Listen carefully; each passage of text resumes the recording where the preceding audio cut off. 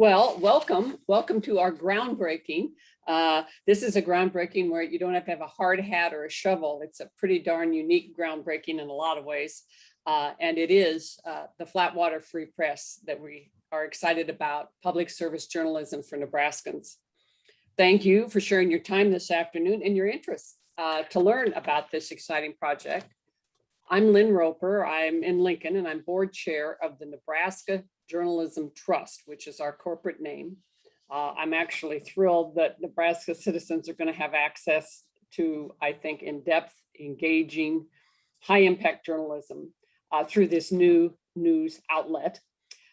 Joining me on our inaugural board are Jo Giles of Omaha. She's currently executive director of the Omaha Women's Fund, and Kent Warnke of Norfolk, longtime editor of the Norfolk Daily News, and John Gale, former Secretary of State for Nebraska. I think Kent's on with us today, and Kent may want to say a few words about this endeavor. Thank you, Lynn. I want to echo her comments in thanking all of you for taking the time to be part of this webinar to learn more about what the Flatwater Free Press is all about. I think you'll be excited to hear what's being planned. Just a real brief personal history. I grew up in a small town in Nebraska, Plainview, where my father was the publisher of the weekly newspaper. It's where I had my first newspaper job at age 12 for a whopping 40 cents an hour setting type. At college, I worked for the Daily Nebraskan student newspaper and the Lincoln Journal-Star. After college, 5 years at the Omaha World Herald, and then 32 years as editor of the Norfolk Daily News.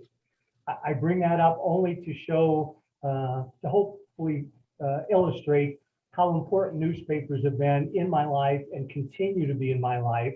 And that is why I'm so excited about the creation of the Flatwater Free Press and what its role is going to be in terms of working with other news outlets across the state. You're going to hear in a few minutes from Matt Wynn and Matthew Hansen some of the other aspects, some of the very exciting and appealing aspects of the Flatwater Free Press. But the one that really is important to me is the fact that Flatwater is going to be a collaborator and not a competitor with the various community newspapers and daily newspapers and their websites, the radio stations, the television stations. All of those entities across the state are going to have free access to the content that Flatwater provides. And that is just, I think, so important to provide, give Nebraskans across the state the kind of access to public service, compelling journalism that we hope to produce. And why is it important? Well, you'll hear this probably several times, but journalism matters because democracy matters. The two are forever linked and should be forever linked. And that's what Flatwater Free Press has a chance to help cement that relationship and continue to provide Nebraskans with the kind of stories that need to be told and people are interested in reading. So again, thank you for participating in this webinar. I hope you consider signing up to learn more about Nebraska Journalism Trust and at some point perhaps becoming a supporter of our efforts. And with that, I'm going to turn it back over to Lynn. Thanks, Kent. Today, our program is you will hear from Matt Wynn and Matthew Hansen of Omaha, two very dedicated, talented, and experienced Nebraska journalists who will lead the Flatwater Free Press. You'll also hear from Lori Hearn, who is the executive director of iNewsSource in San Diego, talking about the impact nonprofit journalism can have and has had, actually. Please know that you can use the chat box in the Q&A to put in questions. We will give you a presentation that will be done in 30 minutes, we hope, and then we will spend time visiting and answering questions, knowing that some of you may or may not be able to stay beyond that period of time. But we will leave you with information sources about how to get updates, and we really do ask for your feedback on this. So Matt Wynn. Hey all, thanks so much, Lynn, and thanks to everyone for being here today to talk about the next chapter of journalism in Nebraska. I'm really excited about what we're putting together, and I'm thrilled that you've all decided to show up and hear what we have planned. I know a lot of you, I was looking through participants and some of you are friends. For those that I don't know, hi, I'm Matt. I am for another week an editor on the investigative team at USA Today. We oversee, I have 7 reporters on my team. We work with the broader investigative team and with indeed 200 newspapers across our network. Prior to that, I was the director of enterprise and investigations at MedPage Today in New York. And before that, I was at the World Herald here in Omaha. I'm an Omaha boy. I got the journalism bug back in high school at Central, and I've just stuck with it ever since. I want to show you guys a slide that I think really demonstrates why we're even in a position to have this conversation. What has happened to media in Nebraska, and why something like the Flatwater Free Press is necessary. Look, this really, we've all seen this, we've all felt this, but this chart really kind of drives it home for me. The idea for nonprofit news really arose here in this 2008 area you can see on the chart. The bottom fell out of newspapers, publishing, media in Nebraska. That was it. They have never recovered from any of the damages that have been done, whereas everywhere else across the state, across industries have. And that's the opportunity. What we have in mind is a content agnostic, right? Stories are kind of our lingua franca just because they are the most flexible. We can put them into videos, we can put them into podcasts, we can turn them into whatever we want. But that's where we start. We, as Kent said, our content is freely available to media across the state. We really seek to partner with our existing legacy media partners. The Nebraska Press Association is on board. They will distribute our content to 120 newspapers across the state.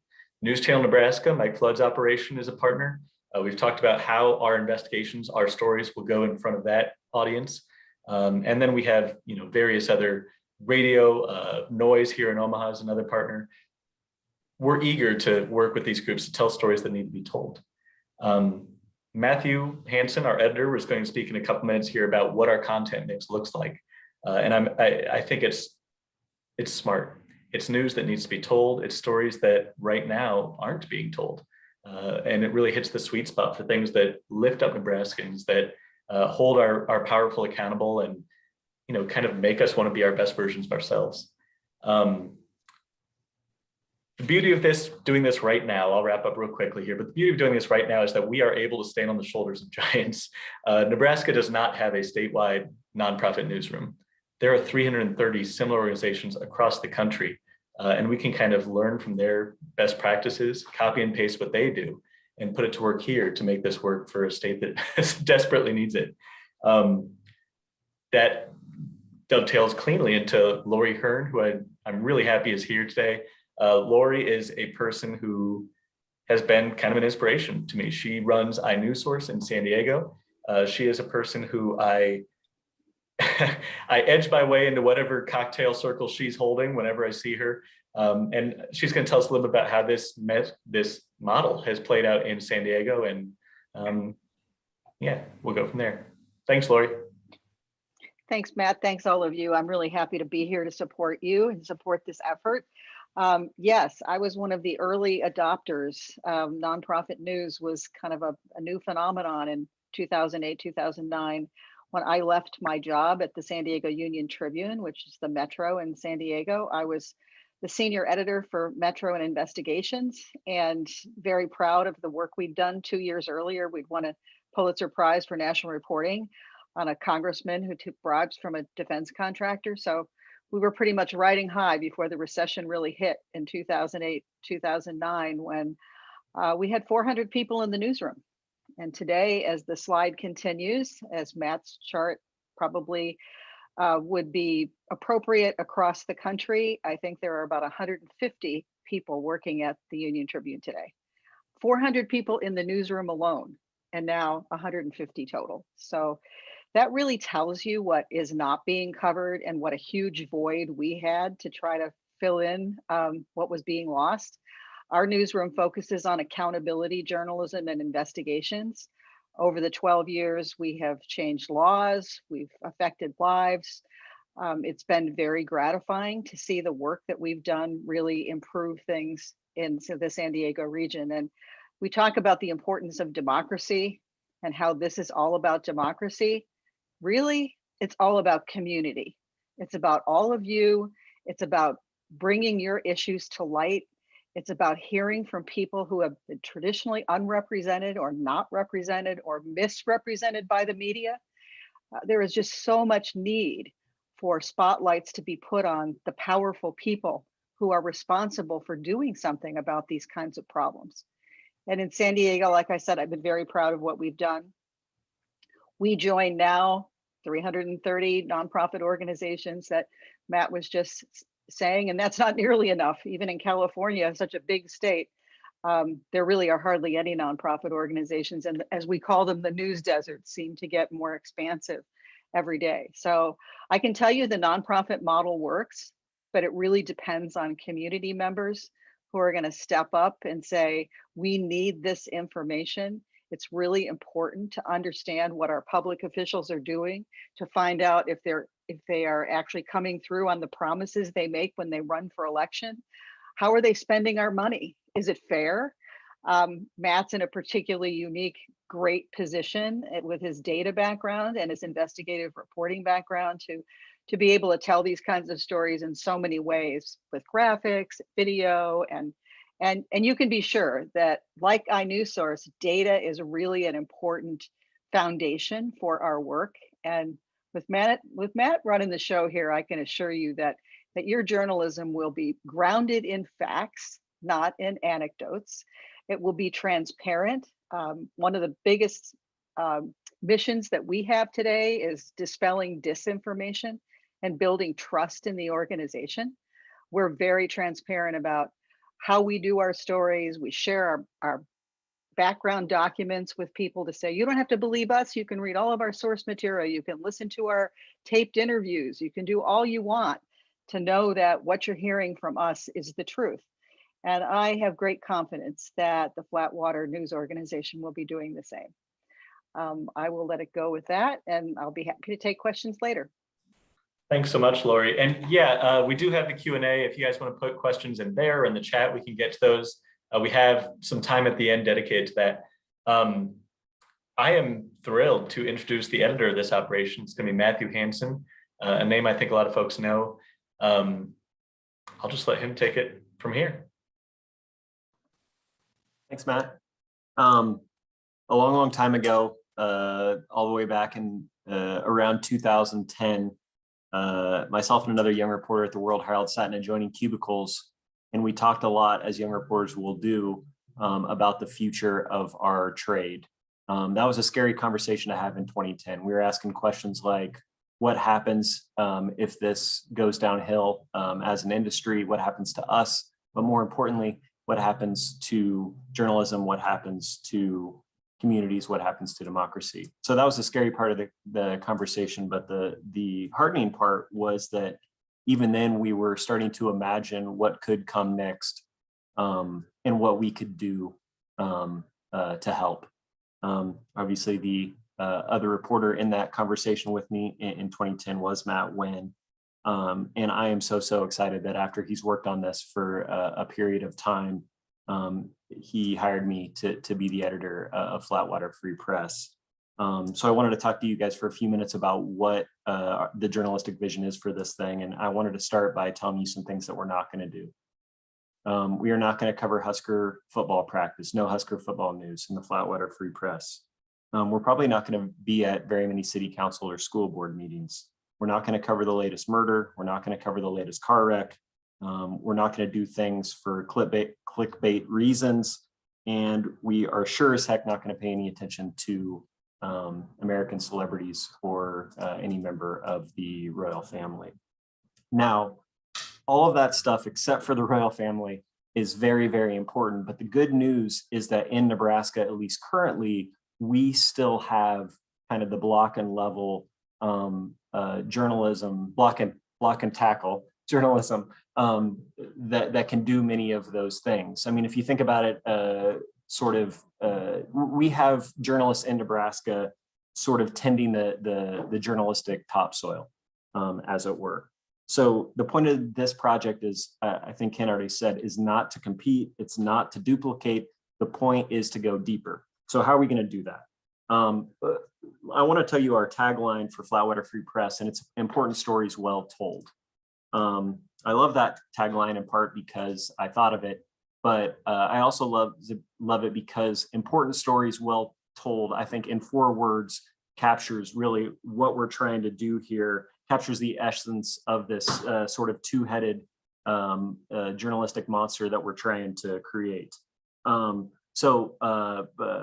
If there's 2 heads to this monster, the first head, we're going to hire and unleash talented and dogged investigative reporters. So if you think about that topsoil, below that topsoil is the subsoil, is the bedrock, and in Nebraska, it's the Ogallala Aquifer, the largest source or one of the largest sources of groundwater in the entire world. By the way, a pretty good story idea or many story ideas is the Ogallala Aquifer. So what lies beneath is a good way to think about our journalism. We want to talk about systems level problems, and we want to talk about systemic change, systemic solutions. That type of reporting takes talent, it takes time, it takes commitment, both financially and journalistically. And I'm very excited to say, and in fact, wouldn't have signed up for this job if I didn't think we didn't already have those in place, and we have the kind of the right plan to be able to support that for years to come. So that's track 1. Track 2 is we're going to locate and empower talented freelance writers to write stories from all over the state of Nebraska. These stories will be the sort of stories that show us in all our nuance, our confusion, our complications, our hypocrisy, our mysteries, our imperfect glory. Stories by Nebraskans, about Nebraskans, and for Nebraskans, stories that show us what it means to be Nebraskan. If I was listening to myself right now as a cynical reporter, I would be thinking something to the effect of, that all sounds great, but what are you actually going to do? And so I wanted to end my time with a couple kind of concrete examples of what we're thinking about. As a reporter at the Journal-Star, and then a reporter at the World Herald, and a columnist at the World Herald, I told a lot of these kinds of stories, what it means to be Nebraskan type of stories that I just mentioned. I wanted to mention 2. There's a story about 2 young friends who a couple years ago started to get up at 4 a.m., drive wordlessly to the outskirts of O'Neill, Nebraska, enter a shop, and begin wordlessly, sleepily buffing, molding, chopping copper into these artisanal high-end copper mugs that they began to sell all over the world. That's a story about a company called Handle Ben. It's a feature story.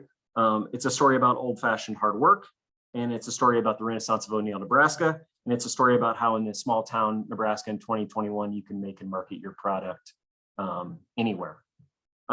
There's another small town story I wanted to mention, the story of some allegedly mistreated horses inside a tiny town in Sandhills called Seneca.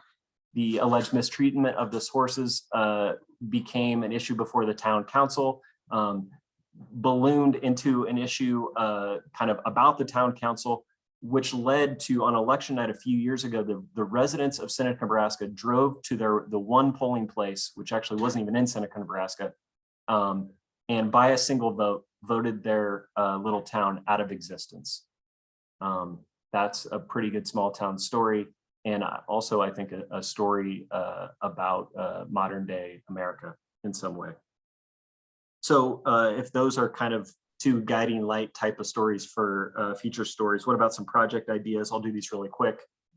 If you've been paying attention in Nebraska, you know that there was an environmental disaster in Nebraska in the past year, or we learned of an environmental disaster in the past year in Mead, tiny Mead, Nebraska.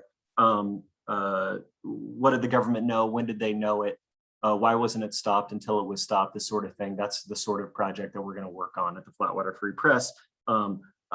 COVID, I know you guys have all heard of that. You know, there were 500 stories and projects that we could have done related to that in specific communities, specific people's stories, important problems and solutions with COVID. The state prison system, we could do a year's worth of stories or a decade worth of stories in the prison system. The state budget, how it's changed over decades and over generations, and what that says about us and our values as Nebraskans. And we want to do all this in the same way that young reporter Matt Wynn and I did the first time we partnered on a project. The project was about a North Omaha neighborhood that had once been the murder capital of Nebraska, and maybe a decade later, didn't have a single murder in a calendar year. So Matt and I dug into that. We came up with a bunch of nuanced reasons for why, development, policing, neighborhood pride reasons. But importantly, then we told the story through the eyes and the voices and the faces of the people who live there. We spent time with the grandma who lived on that block for a half century, the local pastor, the dedicated members of the local community groups, and the liquor store owner. We didn't tell their story, they told their story through us.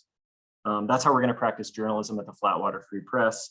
And I hope you can tell that I'm very, very excited to get started. Thank you. Thanks so much, Matthew. Man, I am so happy that we've been able to reel Matthew into this. I think that, you know, his journalistic compass is pointing the right direction, and it's exactly what we need. He spoke a little bit about our plan, that he came into this seeing a plan that we're going to put into effect, and I should talk about that. This idea was born years ago, right? 12 years ago or so.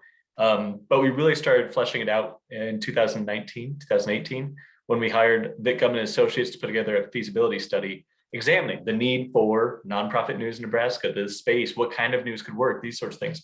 We talked to dozens of stakeholders across the state. We talked to potential partner newsrooms. We talked to similar organizations in our region. So we talked to Oklahoma, we talked to Wyoming, South Dakota, Wisconsin. There are these organizations that exist, that have existed, about how they did it, what they do, mistakes they made, lessons learned, all that sort of stuff. And what we've learned is, yeah, this can work. This is sustainable, and Nebraska can pull this off. We took that, and we were, you know, I'm happy to say we were able to get buy-in from a number of the major foundations across the state. The White's Family Foundation has been a huge supporter. They gave us a matching grant that has really supercharged our ability to get this thing off the ground. Sherwood Foundation is there. The Mammal Family Foundation, Logier Foundation, Good Words Foundation out of New York, Nebraska Community Foundation, which I'm really happy about, and the Platt Institute have all signed on and said, look, this is something that we need to see. There's work that needs to be done. So what we're going, and really that all gets to something that I've been purposeful about from day one. I want this to be something that everyone can buy into. We have assembled a board that represents geographically, politically, in all the ways. I mean, it's small and growing and mighty, what Nebraska is and what we should be. And our funders fit the same mold, right? We are partnering like crazy. We see everyone as a potential partner. I keep saying that word, a potential partner, as we tell stories and really explain what this can be for Nebraska. So with that in mind, I want to show something. This is going to get a little heady, but there is a slide that I think really demonstrates, I think, the promise here and the need in a way that I'm otherwise not going to be able to do. So again, this is something that we've all seen and felt, but putting these charts together and seeing these numbers on a page really drives it home.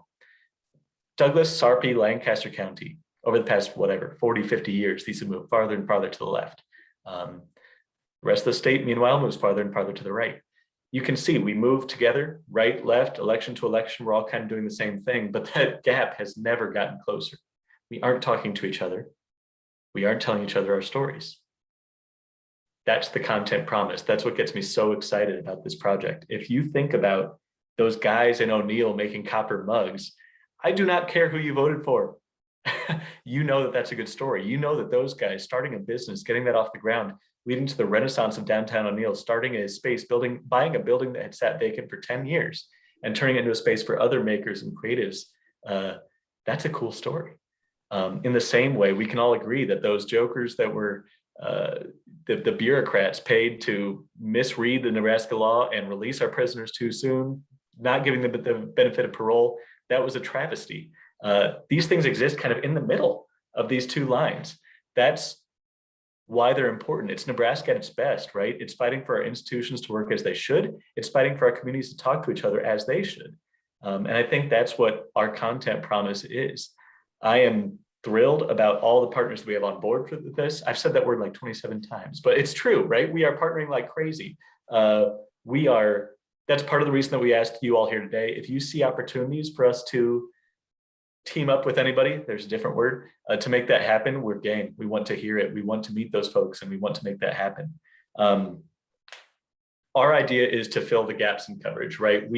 One of our guiding values is going to be, if someone else is doing it, we will not, right? And these stories that we have in mind, the investigations, the human interest stories, really lend themselves to, to being that thing in the middle, that thing that fills the gaps.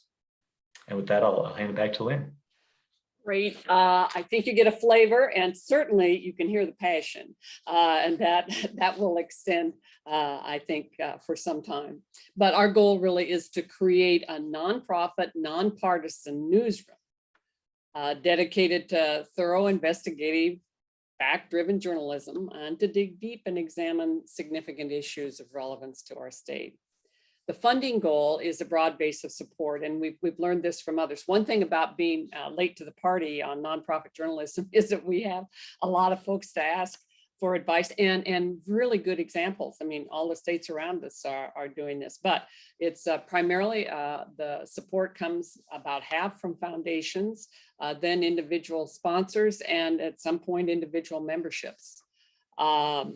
We hope to learn from the others, but we also will build our own path. And the tagline, important stories well told, is truly the mission. Now, I ask you, go to our website. That's where we will be, sign up for the updates. That's where you will learn how we're doing. The website is under our corporate name. It's www.nebraskajournalismtrust.org. And there, we just need to sign up, so then you get on the email list, and we'll be putting updates out on the launch of Flatwater Free Press. We are in the organizational stage. We're way far into the organizational stage at this point, and have been able to hire the staff now. But we'll go to the chat and the Q&A. And let me see if there are questions in there. Oh, the timeline for publication. Yeah, timeline is, we have our hopes and dreams, right? And we'll see how this goes. But Matthew and I start next week. July 1st is our first day at Flatwater Free Press. We will immediately go about all that fun organizational stuff.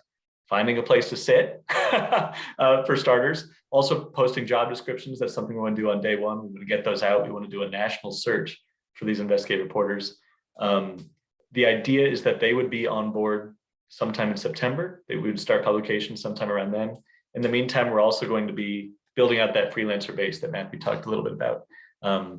We are hoping to get a reliable, steady stream of content that we can share with our partners that kind of tell the stories of Nebraska to Nebraskans.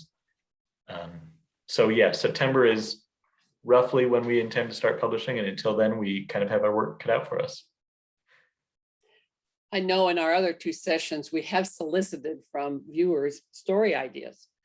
So there's a lot of people here that are interested in the world about us and Nebraska. So use that website, send off to Matthew, or Matt, your story ideas as well.